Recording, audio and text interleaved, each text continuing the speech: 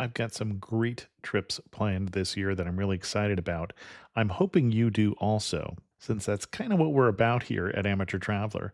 Vacation season is nearly upon us. This year, treat yourself to luxe upgrades that you deserve with Quince's high quality travel essentials at fair prices, like lightweight European linen styles from $30, washable silk tops, and comfy lounge sets, premium luggage options, and stylish tote bags to carry it all. The best part? All Quince items are priced 50 to 80% less than similar brands. By partnering directly with top factories, Quince cuts out the cost to the middleman and passes the savings on to us. And Quince only works with factories that use safe, ethical, and responsible manufacturing practices and premium fabrics and finishes. I love that. I'm setting aside my Quince travel pants and my cashmere sweater for my next trip to the East Coast. For your next trip, treat yourself to the luxe upgrades you deserve from Quince. Go to quince.com/traveler for 365-day returns, plus free shipping on your order. That's QUINCE.com/traveler to get free shipping and 365-day returns. Quince.com/traveler. And thanks to Quince for sponsoring this episode of Amateur Traveler. This episode is brought to you by Indeed. When your computer breaks, you don't wait for it to magically start working again. You fix the problem. So why wait to hire the people your company desperately needs? Use Indeed's sponsored jobs to hire top talent fast. And even better, you only pay for results. There's no need to wait. Speed up your hiring with a $75 sponsored job credit at Indeed.com/podcast. Terms and conditions apply. Amateur Traveler, episode 940. Today, Amateur Traveler talks about rum, the revolution, and orishas, cigars, old cars, and communism, as we talk about the 2025 Amateur Traveler trip to Cuba. This is Chris Christensen from Amateur Traveler. Let's talk about Cuba. Welcome to Amateur Traveler. I do have 3 guests for this particular episode, but they will join me in a bit and not all at once. This episode is going to cover a trip that I did with 16 listeners of the show and friends. We went with the intrepid Hola, Cuba tour, and I've got a whole write-up of the whole thing, including things that I will probably not cover on this show in terms of what you need to know as a blog post, Intrepid Hola Cuba, a week-long Cuba tour for Americans. And that is what this tour is. When I was looking for how we would go to Cuba, I had to find a tour that would work with American travelers.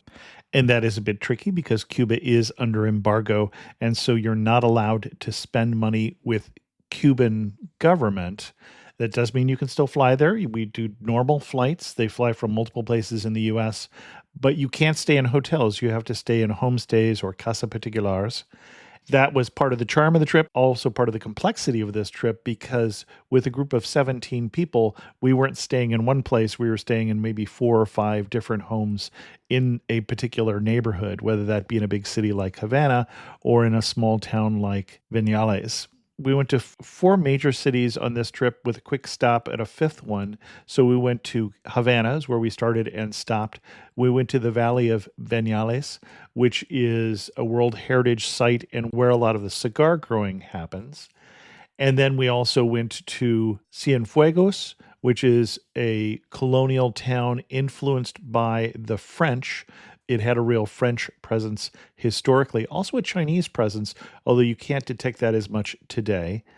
The last major city we went to is Trinidad, which is another beautiful colonial city, another UNESCO World Heritage Site. And then we stopped through Santa Cruz to see a monument to Che Guevara on our way back to Havana. And those are the main stops that we made on this particular trip. In Havana, the first thing we did was hopped in old cars, as you would suspect. These were not the convertibles that you see, but cars from the 1950s that at least the outside was from pre-embargo. American cars, big Chevys and things like that. We went to learn more about Santeria at Hamel Alley. And this is an art project done by somebody who was a devotee of the Afro-Cuban religion Santeria. And Santeria was a way that the slaves from Africa kept some of their original African religion and somewhat masked it in Catholicism. In Santeria believes that there was a sort of a deist god, a god who created things and then took a break, took a holiday, and left things to these minor deities to run, of which there were hundreds in Africa, but only maybe a couple dozen in Cuba. And they are called Orisha, and that you have a specific Orisha that you belong to, as it were, or that is the appropriate one for you to seek counsel from, might be a better way to say that. And these were also then associated with Catholic saints, so that on your Catholic saint day, you could go worship in the church and then go drink rum, smoke cigars in more of a Santeria style celebration and dance in the afternoon. So we learned more about that while we were exploring this open air cultural space founded in 1990 by Salvador Gonzalez Escalona, who is an artist and devotee of Santeria, and saw the very colorful murals and other art pieces that are in that spot. And then we hopped back in a completely different set of old cars, this time all convertibles. I was in a 1952 Oldsmobile, and the owner of the car was driving it. Four of the cars were driven by the owners. His grandfather had bought the car in 1952.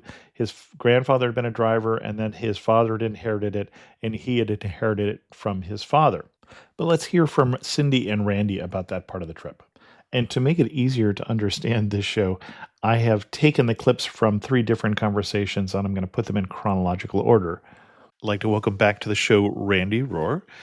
The only thing I would say is if you visit Cuba, you're very likely to come in and out of Havana, and you're very likely going to have the opportunity to ride in the 1950s convertible cars Yep. around town. And it certainly sounds and is quite touristy, but it was fun. It was really fun. Don't pass up that opportunity. It was a good time. And I would just double down on what Randy said. I was thinking this was going to be a little hokey, and I found myself just grinning like a fool through the whole thing. It was fun to see the rest of the city and get a tour from our driver, but also just the experience was a lot of fun. I'd like to welcome Cindy Carlson actually back to the show because Cindy has been a guest on the show a couple times. I'm from a family of classic car collectors, so seeing all the classic cars and people that don't know classic cars are like, oh, and they're such great conditions. And of course they're not. But what they've done to keep them alive and keep them going, and when you look below the colorful paint at all the rust and things they're covering up, was impressive and fun. It was just fun to see all those colorful cars everywhere. In one of the documentaries they played for us on the bus, they were interviewing somebody who had put a BMW engine into his classic Chevy because, of course, the engine was built in 52. It didn't last until now, and had to take a hammer to extend out the space where the engine would go and things like that. There's a lot of things, I think, under the surface that we're not seeing when we're seeing these classic cars. Yeah, exactly. And sometimes even on the surface where they've put together things that clearly were from different vehicles. Yeah, exactly. That was really fun. And after our tour, we had lunch. There was live music, as there was at every lunch and dinner we had in Havana, especially. You were encouraged to tip $1 each for paying for the live music, but that's just part of the Havana scene. And it's one of the ways that some people make a living is playing in those restaurants for the tourists. Very good food on this tour. And that was different from one we had talked about Cuba maybe 10 years ago on the show. The joke was at that time, what were the three first casualties of the revolution? Breakfast, lunch, and dinner. And the problem was the supply chain, just getting regular supplies to run a restaurant. After the fall of the Berlin Wall and the fall of the Soviet Union, which supported Cuba, Cuba was able to keep going through tourism. It's one of the reasons why the regime did not fall, is they were able to bring in fresh money through that. And so after that point, they allowed the Casa Particulares, the people, to host guests in their home. When we were in the Vinales Valley, it was very rare to see a house that did not offer rooms for rent. And since COVID, which obviously took all that tourism away, they've gone through another very tough time. The government also tried to do some reforms that really backfired and really put their economy in a spiral.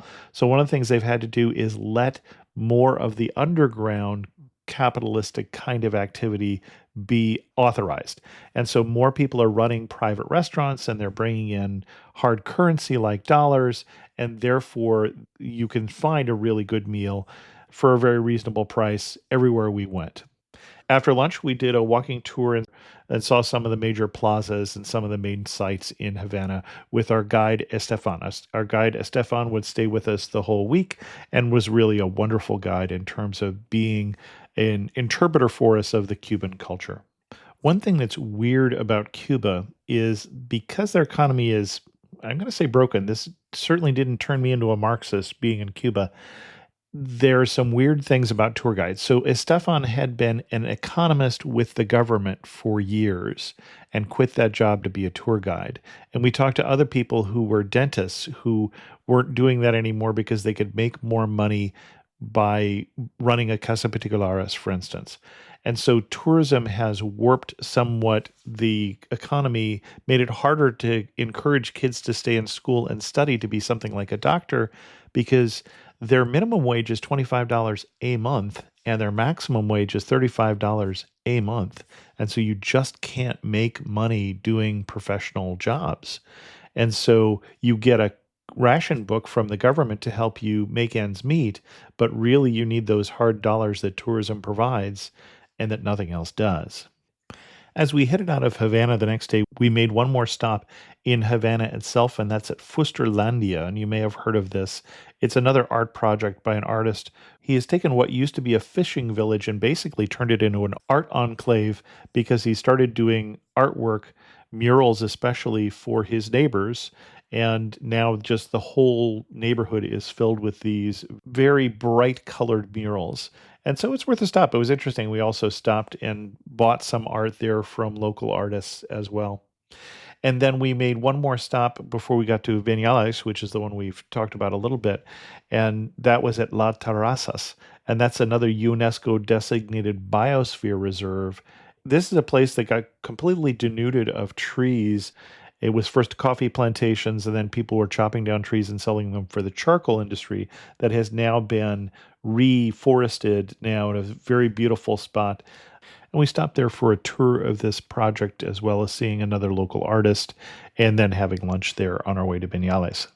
Vinales is a beautiful valley with karst mountains in this back, these limestone cliffs that you'd see similar to Ha Long Bay in Vietnam, for instance, but obviously you're inland here. And it is a UNESCO World Heritage Site that has been preserved as an agricultural area, including the growing of cigars. So, Cindy, the trip that we just did to Cuba, what was the highlight for you? Picking one highlight is really hard. There were three things that were really different that I thought were really highlights. One was the Vinales Valley Walk, partly because it was beautiful. The area was so productive and green, and while it seemed a bit like stepping way back in time with the horse-drawn plows and things. Oxen-drawn plows, even. Oxen-drawn plows, even. Which is a little older than horse-drawn plows. My great-grandfather on my father's side, his mother's father was the last person to plow with oxen, according to the family stories, in Nebraska. So it was weird to me to see people using oxen to pull their plows. Yeah, it reminded me of what the early days, like when my parents were very young, on their farms might have been like. But it also meant that people had food to eat and weren't as reliant on the grid going up and down as they were in cities. So and they were not supposed to use tractors there because the UNESCO designation for that particular place. Oh, that's right. I forgot. Yeah. But yeah, I didn't expect when they said that it was a walk through the UNESCO and National Park, I didn't get that that meant it was a walk through farms, that it was really a farm tour of what they were growing and things like that. But I thought it was a fascinating tour. I enjoyed it, but it wasn't what I expected to see. Ah, and the guide was great. Their guide was hilarious. He was just fabulous. Alexis, he was wonderful. Yeah. That really helped too. And he knew everybody, and it was right. That was really cool. And Randy joined me in Cuba. Randy, what was the highlight for you? Oh, it was a great trip all around. I think many highlights, but I think my favorite highlight was visiting the Vinales Valley. And the day we walked around the farms in Vanellis Valley and visited farmers and seeing their way of life, we stopped at a coffee farm, and the gentleman offered us fresh coffee that was delicious and told us how things went there.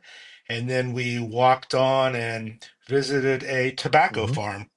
And they showed us how they planted and cured the tobacco and then gave us a demonstration of making cigars. And we had an opportunity. I did not partake, but we had an opportunity to try freshly rolled cigars. But I just enjoyed that day. It was very low key. Spent a couple hours wandering around the valley, seeing the farming, and I believe it's a UNESCO Right. heritage site, and no motor vehicles were allowed. And so they were farming, plowing, using Right.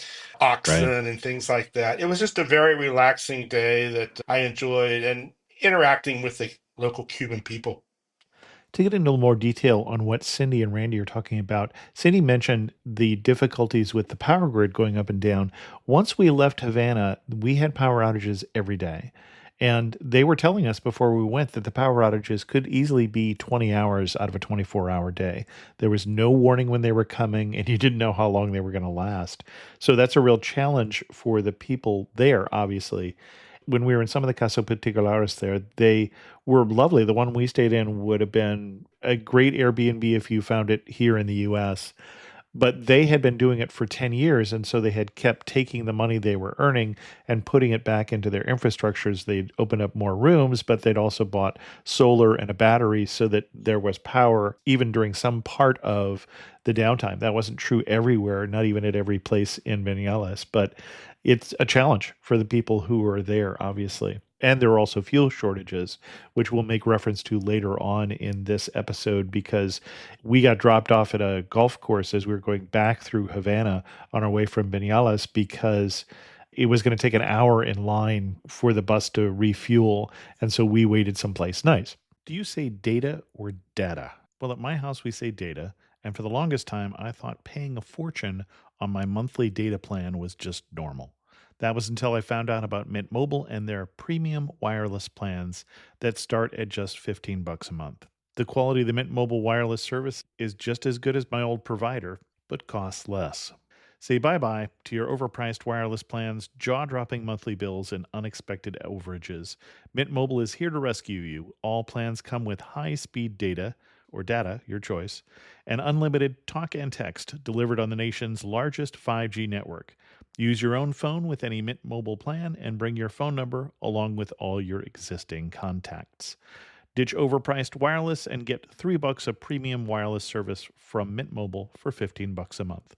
No matter how you say it, don't overpay for it. Shop data plans at mintmobile.com/traveler. That's mintmobile.com/traveler. Upfront payment of $45 for 3-month 5 gigabyte plan required, equivalent to $15 a month. New customer offer for first 3 months only, then full price plan options available. Taxes and fees extra. See Mint Mobile for details. And thanks to Mint Mobile for sponsoring this episode of Amateur Traveler.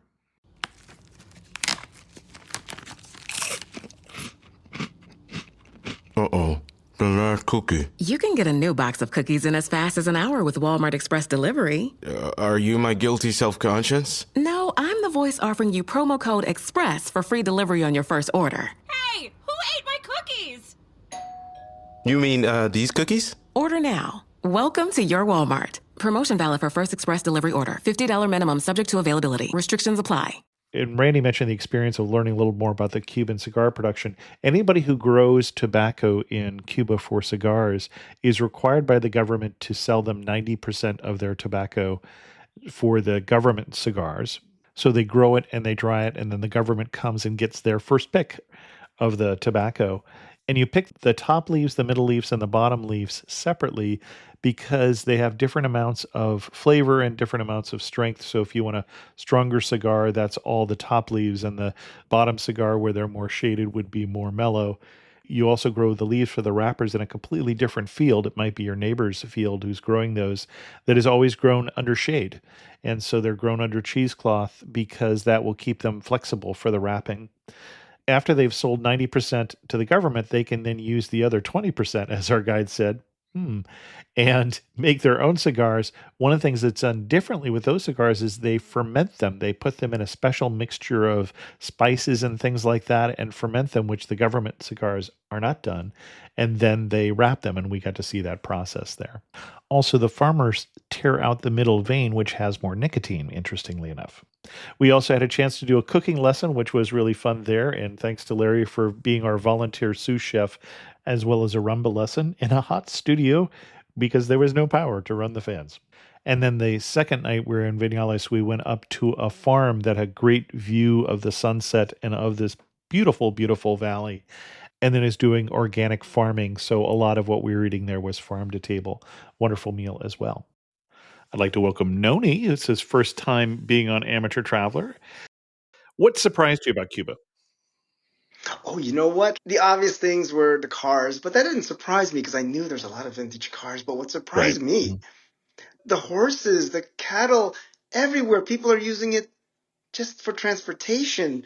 It's the 19th century or older. I love it. It's like time traveling. That surprised me on the roads. And not just one or two, like from one farm. It seemed like it's commonplace. I don't know, maybe in the rural area, maybe 1 out of 10 is a vintage car and 1 out of 10 is a horse and buggy, a horse and cart. Horse and cart, yeah. Yeah, not just talking about taking tourists around Havana or something like that, but you're talking about the cart in Viales, for instance, that's just coming down the road with hay. It's wonderful. Oh, and some of them were taxis too. Oh, true. Yeah, there. And I was even thinking, boy, that would be fun to ride in one of those. And the locals were taking them. It wasn't just a tourist thing necessarily. Oh, absolutely. In fact, I don't think there was any tourists on that. They were just in the vintage cars. Exactly. Yeah. One thing that makes you laugh and say only in Cuba. Maybe just the fact that there's just so many horse and buggies. Like the whole country, it's just a time warp back in time. Even though I understand that the embargo started, in 1959 with the revolution, it seems to me like it could have started in the year 1900 with the horses. That's only in Cuba. At least the few places I've traveled around the world where there's that many horses and buggies and just made for regular traveling, not for tourists. The next day was our big driving day because Vinales is in the west and everything else we did was in the east of Havana. But I wouldn't have skipped it because it really was a highlight for the trip, as you heard. But we stopped in that driving day once for the bus to fill up, and then also stopped at the Coramacchio Culture Project that Intrepid supports. It's a school for students who are age 17 and up who have difficulties at home, offers art, music, and dance programs. So we got to see dance performance, a musical performance, as well as an art gallery there. And that's pretty typical for an Intrepid trip, that they'll show you some charity that they're supporting there. And then we went by the Bay of Pigs, and on our bus we watched about 3 different documentaries during the whole course of the trip, and one of them was about the Bay of Pigs invasion and what a real screw up that whole thing was, and how it has forever damaged the American-Cuban relationships, obviously, as well. And our next stop was Cienfuegos, which is the one I said that had the French influence to it, and is another UNESCO World Heritage Site, the central plaza for that particular city. We spent a little more time there than we expected because we had a flat tire on the bus, and if you saw the roads in Cuba, that wouldn't surprise you as well. Cindy and I talked about how different some of these cities were. The one thing that surprised me most was how different the 4 cities we went to were. Okay. I wasn't surprised that Havana was that different just because it's such a big city, the scale and things, that it would feel very different from the others. But the other 3 cities all had a very different feel from each other. Yeah. I'd be hard pressed to say which of the 3 I liked best because they were all wonderful in different ways. Okay. And you talked about 3 cities, so we're talking about the Vinales and the Vinales Valley, or Vinales, is spelled with a V, even though it's not pronounced that way. Cienfuegos and Trinidad. Yes. Yeah. I thought there was a lot of difference. Vinales was the most different from the other 2, but they all had a really different feel, and they were all really lovely places to spend time. Yeah. And that one, Vinales, was more about the valley, this beautiful valley with these karst mountains and things like that, where Trinidad was more about the cobblestone streets and the old preserved city center. And then you get Cienfuegos, which is more about that just beautiful main plaza square there. Yes. And more of the French influence. The French influence. Yeah, exactly. On our way from Cienfuegos to Trinidad, we drove up through the hills and we made one scheduled stop, which was at a waterfall. We walked through a cow pasture and went through a barbed wire fence up to a waterfall. Now, Noni and I are the only ones who jumped into the cold water, I will point out, but everyone appreciated this pretty spot. And we had lunch on top of the hill at a coffee plantation where they roasted a whole pig for our lunch. And many members of the group bought coffee there to take home. Then we finally arrived in Trinidad a little late here because of our flat tire. We were supposed to do a walking tour that day, but put that off till the next day and did visit a local pottery shop before going out to dinner that night. Trinidad is arguably the most photogenic city in Cuba. Very pretty. It used to have all whitewash buildings, but with the bright sun there, they painted them mostly pastel shades, and the well-preserved Spanish colonial architecture is still there, as well as the cobblestone streets. So, Noni, Cuba, what was the highlight for you? Oh my God, so many, but I narrowed it down to a couple things. The colors of Trinidad, when you walk in, it's like some places you travel to, and there's like a small area that is historic and beautiful. But here, my God, the entire city. I guess that's how it is in all of Cuba. Some cities were prettier than others, and some were more well kept up than others. And Trinidad was definitely cleaner than Havana, for instance, and more historic. Yes. Oh, I loved it. Oh, the Caribbean colors, as if it started there. Maybe it did, right? The history with the colors, the pastels, it's gorgeous. That's got to be my highlight. Yeah. The next day, we did do a walking tour of Trinidad. And one of the things you focus on in Trinidad is this is a city that was really built by the sugar industry, the sugar plantations. And that means both the riches that came in from sugar. So we looked at some of the mansions that were built by the sugar barons there. But there is also a darker side to this because that also means that this is a city that is associated with the Afro-Cuban and the history of slavery because most of those slaves were brought over to work on the sugar plantations, which was a dirty, dangerous, and hard job.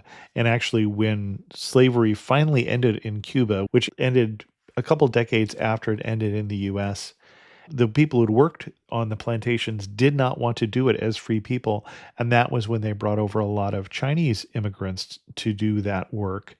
It's interesting, we did not really see a Chinese population now, but apparently a lot of the Chinese people who had come over had become shopkeepers, and a lot of them left when the shops were nationalized under Castro. So we heard of, but didn't see as much, the Chinese influence on the history of Cuba. But while we were in Trinidad, we went to 3 different of the mansions that were built by the sugar barons. One's been turned into a music venue, and one is the Museum of Architecture right on the Plaza Mayor. We had a tour that was talking about the different building techniques, and this was such a newfangled place that they even had a shower. And the third one was really interesting, and that was the Museo Romantico, and that had been refurbished with furniture to make it look more like it would have when it was the sugar baron family's home in the late 1800s. We also made a quick stop at a Santeria shrine of Yamaya, where locals pay homage to that particular orisha that is held to be the water deity. Then many of us then spent the afternoon at the beach. We headed out to the beach at Playa Ancon to enjoy the warm Cuban waters, and you can run a lounge chair here for $1 and sip a coconut or a cocktail for $3, and we enjoyed that. But one of the more memorable things that happened was we were in the surf, enjoying the water, and a guy comes up offering to sell us fresh lobsters. I was going to say another one is the lobster when we were on the beach. You have to tell the story. Okay. Yeah, so we're just enjoying maybe a dozen of us, right? In the water, the warm water. Oh, I could have just stood there and just chatted all day. And then the guy walks around with a net, comes up to us and says, he doesn't speak English, but he's selling lobsters. There must have been 10 lobsters inside that net. Wow. Freshly caught. And so you ended up buying 2 lobsters, one for you, and Debbie also bought one. Yes. And then you followed him down the beach to some secluded spot where they were cooking the lobsters over a fire. That's exactly right. Because I asked him, where are you cooking this? He pointed down to where the catamaran is, and from a distance, it looked like 2, 3 football fields away down the beach. But I was up for a walk. And then he says, yeah, he custard. After that, you go another 100 meters. There was a moment, I understand, where you went into the trees there and were thinking, and this is the last time they saw Noni. Yes, exactly. It was special. I got there, and on the way there, he comes out of the woods and waves his hands. I said, hey, yeah, it's me. I'm coming. And then I get there. I look around. Where is he? And then he comes out of the forest. Oh, okay, there you are. And I didn't, not very far, underneath some trees. Maybe it was a coconut tree or something. You can see the charcoal burning, and the lobsters are on a grill. Nothing fancy, really plain and ordinary, but the lobster was delicious. It was absolutely delicious. And it looked like he's done this before. I tried to ask him, do you have any more lobsters? I don't think he understood, but he did go like this. So saying, fish? And I said, no, the lobsters are enough for me. Although I was thinking, boy, I could, it wouldn't take much to say, hey, just want to hang out here and eat and enjoy the water the rest of the day. A mas langostine would be something like more lobsters, question mark. But my Spanish only gets me so far in Cuba. That's probably an appropriate spot to talk about Spanish. This was a great place to know some Spanish because we were staying in people's homes. It wasn't like everybody we were staying with was in the tourism business per se. And so I think of our 5 homestays, personally, we only had one host who spoke English. And so we were getting by with a mixture of Spanish and tourism charades to try and figure things out. We had one person who was on the tour who was trying to figure out how to ask their host whether they could do laundry there. And we said, well, you could always just point to your clothes and then hold your nose, and they'll get the idea that you need to do laundry. But it would be helpful to have some Spanish skills. Those of us who had a little bit of Spanish found it very helpful. As we left Trinidad, we only had one full day left in Cuba, and we spent most of that day driving back to Havana. We did stop in Santa Clara, and one of the reasons we stopped in Santa Clara was this is a city that is highly associated with Che Guevara because of one of the victories that he won there during the revolution. So we stopped to see the Che Guevara Mausoleum and Museum, but it was a rainy day and it was closed because they have a lot of his documents in there that they don't want to get damaged from the humidity, so they close it when it rains. But we went into the town to see an armored train monument. That was the battle that Che Guevara had fought there, where they attacked an armored train that was bringing relief that would have brought new soldiers and supplies to the Batista government there in Santa Clara. And it's actually a very evocative memorial because it looks like the train is blowing up, and there's some information about the event in there that I think I probably enjoyed more than I would have enjoyed the Che Guevara Museum, again, since this trip did not make me into a Marxist. Lowe's knows member-only doorbuster deals make SpringFest savings even better. Right now, rewards members can get 3 19.3-ounce Bonnie Plants vegetables and herbs for just $10. Plus, save $50 on a Charbroil Performance Series 4-burner grill, now $149. Lowe's, we help, you save. Valid through 4/7, excludes Alaska and Hawaii. Selection varies by location, subject to change. While supplies last. Program subject to terms and conditions. Details at lowes.com/terms. Wow, this house is cute. But can I really get in the game in this economy? I do have savings, and I am responsible-ish. I should bury it. I'm being wild. But what if I'm not being wild, though? Could I actually score a... Kick off your home buying journey with Zillow's new BuyAbility tool. It makes it easy to find out what you can afford, so you can get off the bench and onto the playing field with confidence. Check your BuyAbility, only on Zillow. And then our last evening was at the lively Buena Vista Social Club-like performance. And so this is a night of singing and dancing with Cuban music and mojitos. And the third thing that really stuck out to me was the Buena Vista Social Club style show. Yeah. Because it harkens back both to a different time, but also it's a reminder of what Cuba could have been like under different circumstances, where you had more travel, more visitors, people there, a healthy economy where shows like that were common still. And it was fun. The music was great. It was just a really fun night. It was a fun way to end, even though I did have a very early flight in the morning to get up for. Yeah, and you're talking about the Sociedad Cultural Rosario de Castro was the name of the club that we went to. Yes. Yes. And I had to guess, who is Rosario de Castro? Poet and novelist. I did not know that. I had to look that up. Yeah, I didn't know that either. Interesting. I was guessing Castro's wife. I really had no idea. And then the next day we flew out. And if someone was going to do this trip, what advice would you give them? Certainly, you'll need to take U.S. currency. Right. And you want to take plenty of denominations in small bills, such as $1 bill and $5 bills. I'm not sure I ever spent anything $10 or above on the whole trip. So that's probably the main thing.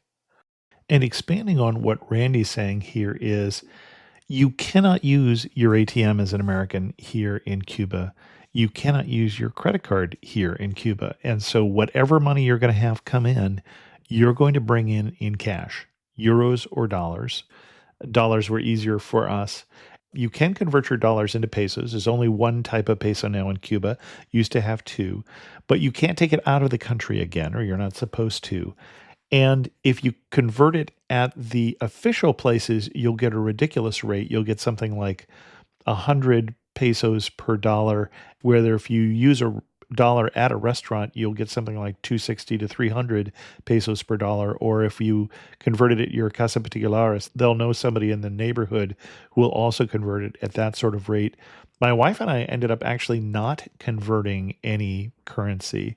And the only thing that makes a difference is that there are some things you want to buy that are less than $1.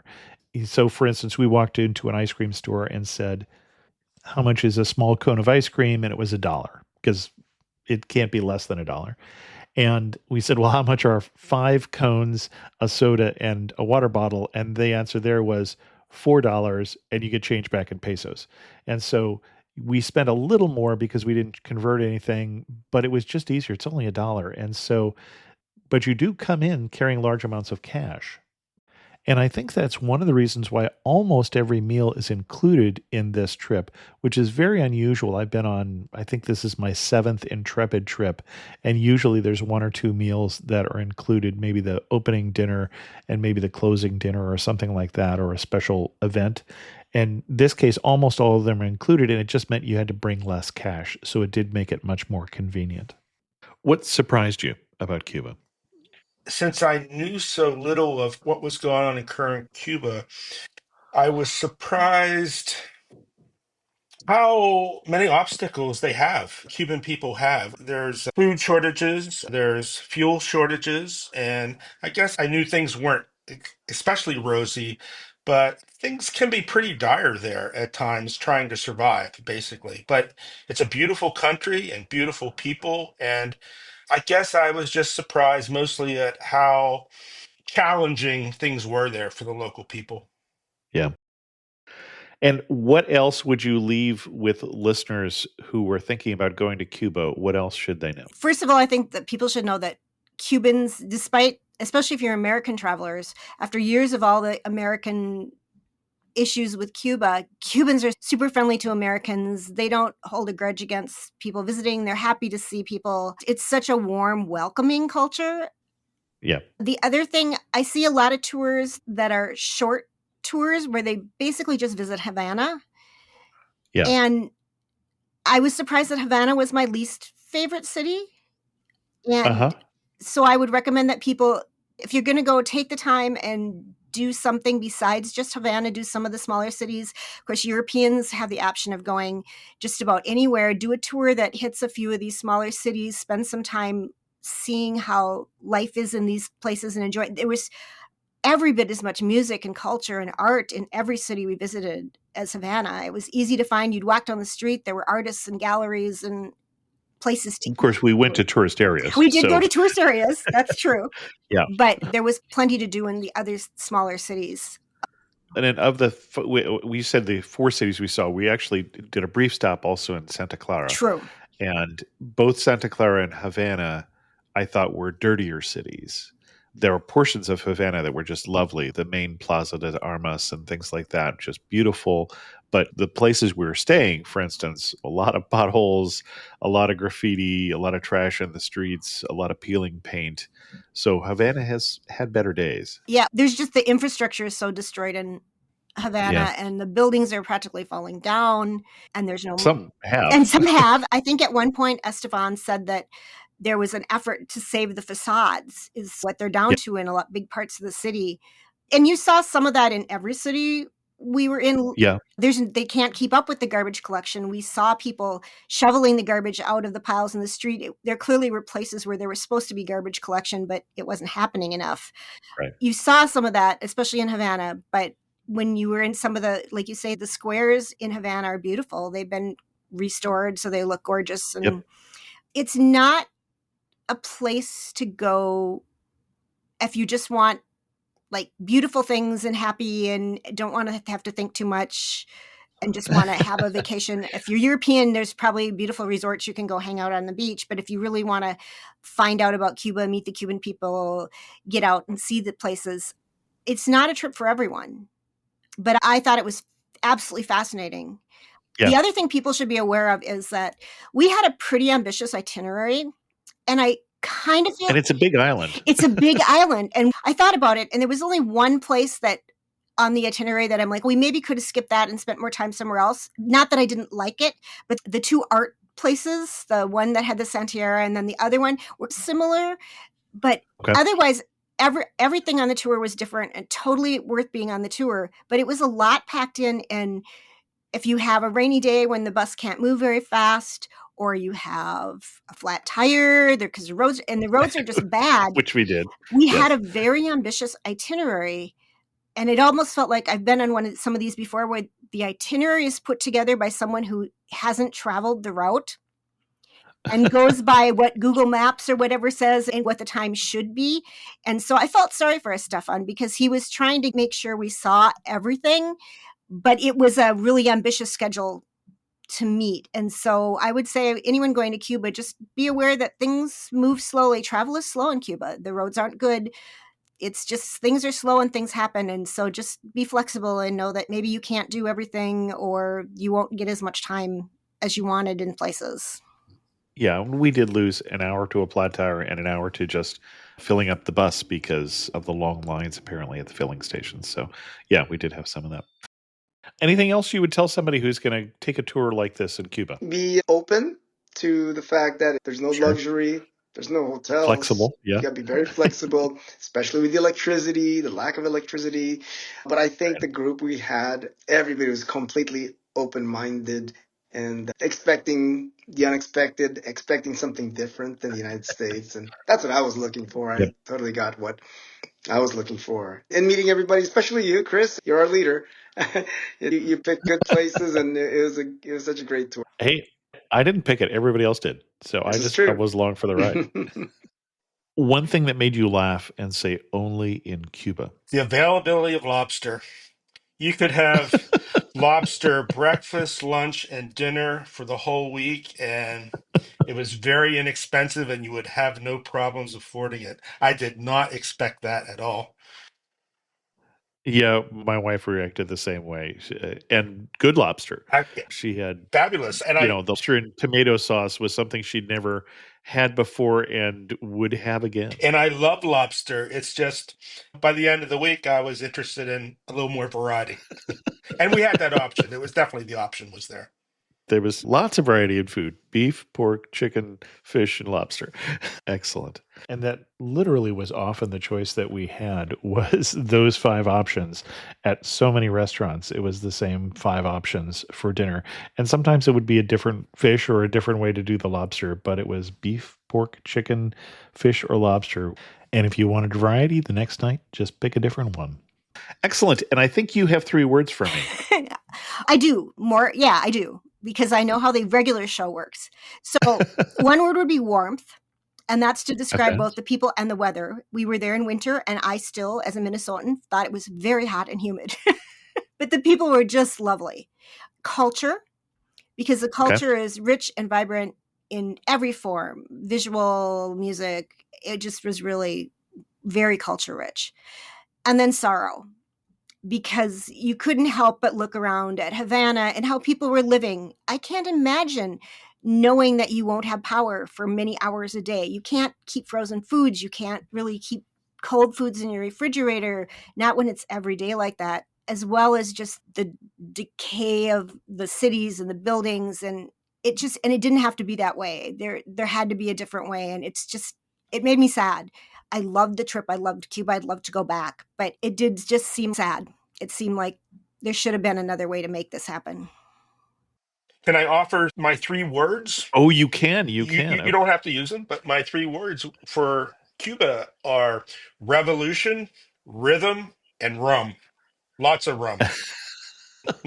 Excellent. Yeah, no, I definitely felt this was the Drink Your Way Through Cuba tour, which I didn't realize it was good. I was surprised that we thought we needed to bring money for drinks because we knew that there were a lot more meals included in this itinerary than any other Intrepid trip I've done. And that was a surprise. But I did not expect there would be drinks would be included and that it would be like, oh yeah, at this meal you get 1, 2, 3 drinks. And sure, they could be a Cuba Libre or a mojito or whatever. Did not expect that. Yeah, at that last Buena Vista Social Club event that we went to, I think we had 3 drinks and offered. Yes, definitely. Rum was plentiful. And that was our Cuba tour. It was a wonderful time. And special thanks to Cindy and Randy and Noni for coming on the show. But really a thanks to all the 16 people who went with me. It was a great group. And if you've got a great group of people, you can go anywhere and have a terrific time. I would have enjoyed Cuba anyway, but I enjoyed it even more so with such great traveling companions. And then if you want to see some of the pictures, check out the blog post about this trip, and I'll link that in the show notes. I was never really a runner. The way I see running is a gift, especially when you have stage 4 cancer. I'm Anne. I'm running the Boston Marathon, presented by Bank of America. I run for Dana-Farber Cancer Institute to give people like me a chance to thrive in life, even with cancer. Join Bank of America in helping Anne's cause. Give if you can at BofA.com/supportAnne. What would you like the power to do? References to charitable organizations is not an endorsement by Bank of America Corporation. Copyright 2025. It's time for basketball, and Uber Eats is dropping deals on game day favorites to keep you locked in on the action. Like when you're craving a buzzer beater, but also buffalo wings. Or when an upset makes you want to ugly cry into a pizza. And right now, Uber Eats has game day deals from McDonald's, Popeyes, Pizza Hut, Wendy's, and hundreds more local favorites. So you can keep your eyes on the ball and your hands on a hamburger. Order now, only on Uber Eats. Product availability varies by region. See app for details. Thanks to the patrons of the show who help support Amateur Traveler financially, including some of the ones who joined me on this particular trip. If you're interested in learning more about becoming a patron of the show and getting, among other things, first chance to go on an Amateur Traveler trip, go to patreon.com/Amateur Traveler. Again, on the blog, you can find this post here talking about the Cuba trip, as well as the trip that I did last week to the Gold Country of California to Calaveras County. So check that out at amateurtraveler.com. And remember to sign up for the trip next year, 2026, to Uzbekistan and Turkmenistan. And you can do that by going to the private Facebook group, amateurtraveler.com/trips. With that, we're going to end this episode of Amateur Traveler. If you have any questions, send an email to chris2x@gmail.com, or better yet, leave a comment on this episode at amateurtraveler.com. And thanks so much for listening. Got to see one more.